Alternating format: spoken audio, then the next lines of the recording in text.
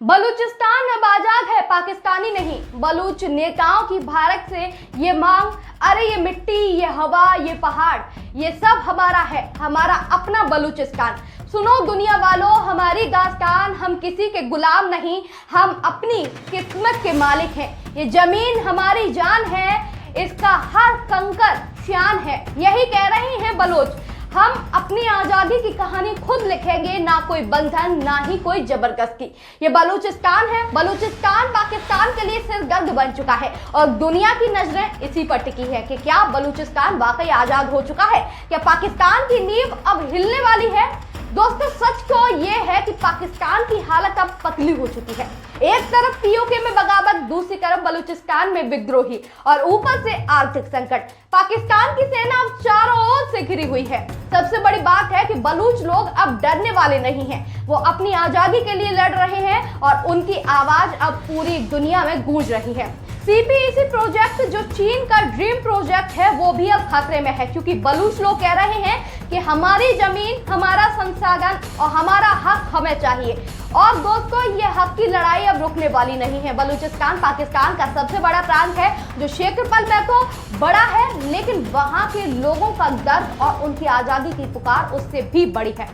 सबसे पहले आइए इतिहास की ओर झांकते हैं। 1947 में जब भारत का बंटवारा हुआ, बलूचिस्तान की कलात रियासत ने 11 अगस्त 1947 को अपनी आजादी की घोषणा कर दी थी। जी हाँ दोस्तों, बलूचिस्तान ने कहा था कि हम न भारत के साथ न पाकिस्तान के साथ, हम आजाद रहेंगे। लेकिन क्या हुआ? 1948 में पाकिस्तानी सेना ने टैंक, तोप और बंदूक लेकर बलूचिस्तान पर कब्जा कर लिया। बलूच लोग इसे अवैध कब्जा कहते हैं और दोस्तों, ये जख्म आज तक हरा है। पाकिस्तान ने बलूचिस्तान के गैस, तांबे और सोने के खदानों को लूटा। ग्वादर पोर्ट को सीपीईसी के नाम पर चीन के हवाले कर दिया। लेकिन वहां के लोगों को क्या मिला? गरीबी, बेरोजगारी और गोलियों की बौछार। यही वजह है कि बलूच लोग कह रहे हैं कि बस अब और नहीं। अब आते हैं मौजूदा हालात पर, जहां दोस्तों बलूचिस्तान लिबरेशन आर्मी यानी कि बीएलए अब सिर्फ एक संगठन नहीं, बल्कि बलूच लोगों की उम्मीद बन चुका है।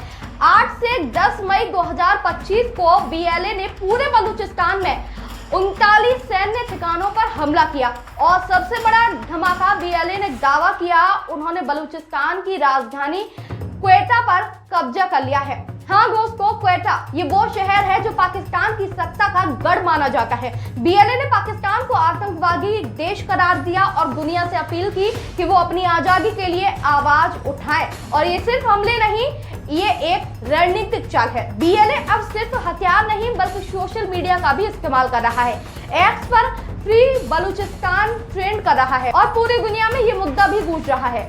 दोस्तों, बलूचिस्तान की आजादी का सबसे बड़ा ऐलान 14 मई 2025 को बलूच नेता मीर यार बलूच ने एक्स पर ऐलान किया। बलूचिस्तान अब पाकिस्तान का हिस्सा नहीं है, ये एक स्वतंत्र लोकतांत्रिक गणराज्य है। उन्होंने भारत और संयुक्त राष्ट्र से समर्थन मांगा और पाकिस्तानी सेना को चेतावनी दी कि हमारा इलाका खाली करो, वरना अंजाम भुगतने को तैयार रहो।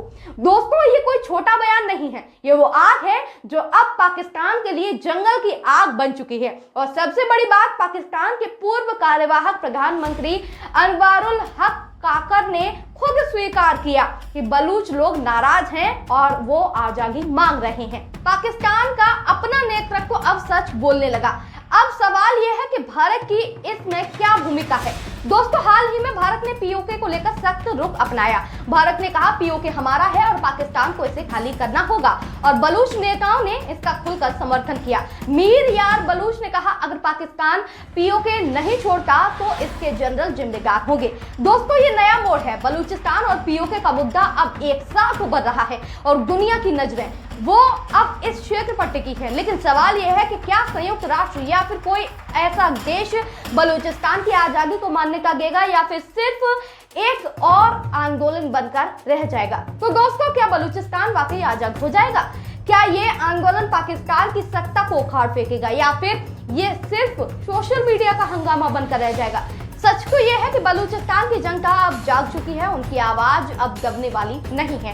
और अगर पाकिस्तान ने जल्दी इस मसले को कोई हल नहीं निकाला तो दोस्तों, इतिहास गवाह है ऐसी आग पूरी सत्ता को जला देती है। आपको क्या लगता है, क्या बलूचिस्तान को आजादी मिलेगी? क्या भारत को इस मुद्दे पर और सक्रिय होना चाहिए? अपनी राय हमें कमेंट में जरूर बताएं। और हाँ, अगर आपको ये विश्लेषण हमारा पसंद आया हो तो लाइक, शेयर और सब्सक्राइब करना ना भूलें, क्योंकि हम आपके लिए हमेशा सच लाते हैं, बिना डरे बिना झुके। मिलते हैं अगली वीडियो में, तब तक के लिए जय हिंद, जय भारत।